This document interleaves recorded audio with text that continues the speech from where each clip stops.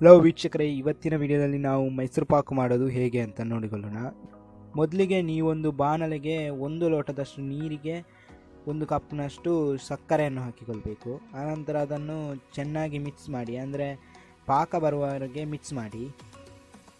ಈಗ ನೋಡ್ಬೋದು ಪಾಕ ಬಂದಿದೆ ಅಂದರೆ ನೀವು ಕೈಯಲ್ಲಿ ಮುಟ್ಟಿ ನೋಡ್ಬೋದು, ಅದು ಅಂಟಿಕೊಳ್ಳುತ್ತದೆ, ಆಗ ಪಾಕ ಬಂದಿದೆ ಅಂತ ಅರ್ಥ.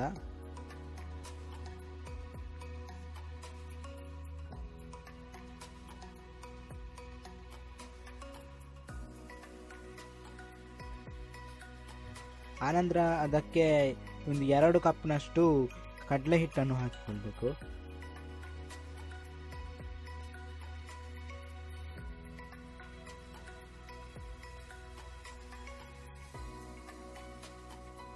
ಆನಂತರ ಅದನ್ನು ಚೆನ್ನಾಗಿ ಮಿಕ್ಸ್ ಮಾಡಿ, ಈ ಪಾಕದೊಂದಿಗೆ ಮಿಕ್ಸ್ ಮಾಡಿ. ಆನಂತರ ನಡುವೆಯಲ್ಲಿ ತುಪ್ಪವನ್ನು ಹಾಕಿಕೊಳ್ಳಿಕ್ಕೆ ಉಂಟು. ನಾನೀಗ ಫಸ್ಟಿಗೆ ಒಂದು ಸ್ವಲ್ಪ ಇದನ್ನು ಮಿಕ್ಸ್ ಮಾಡಿ ಆನಂತರ ತುಪ್ಪವನ್ನು ಹಾಕಿಕೊಳ್ತಾ ಇದ್ದೇನೆ.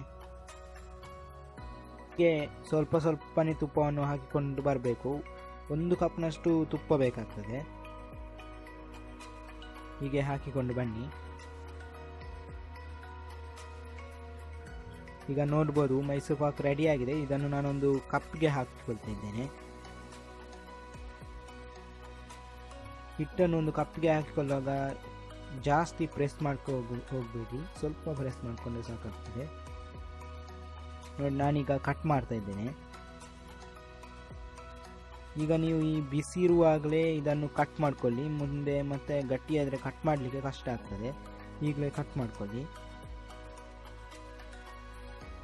ಇದನ್ನೊಂದು ಅರ್ಧ ಗಂಟೆಯಷ್ಟು ಸಮಯ ಗಟ್ಟಿಯಾಗಲಿಕ್ಕೆ ಬಿಡ್ತಾ ಇದ್ದೇನೆ. ಆನಂತರ ನಾವು ನೋಡೋಣ. ನೋಡಿ, ನಮ್ಮ ಮೈಸೂರು ಪಾಕ್ ಈಗ ರೆಡಿಯಾಗಿದೆ, ನೋಡ್ಬೋದು ನೀವು.